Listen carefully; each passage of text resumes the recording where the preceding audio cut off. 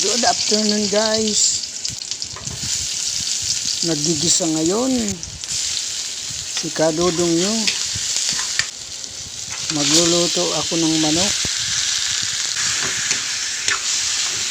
May sabaw na manok, tinula. Naglalagay na tayo ng patis, asin,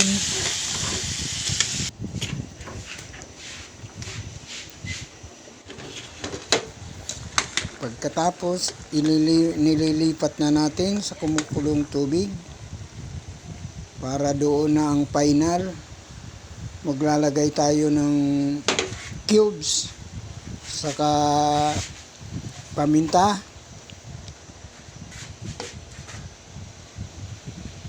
Ayan, inilagay na natin yung sayote.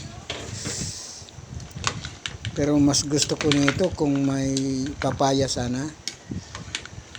Pero dahil walang papaya, kaya sayote na lang ang pangpuno.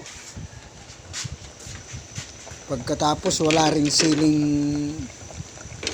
daon ng sili, kaya malunggay ang inilagay ni kadudong nyo na gulay para sa ating tinula.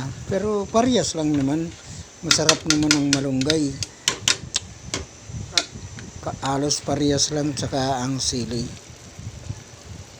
Ayan, paluto na ito guys. Kaya naglagay ako ng siling green para may lasang sili.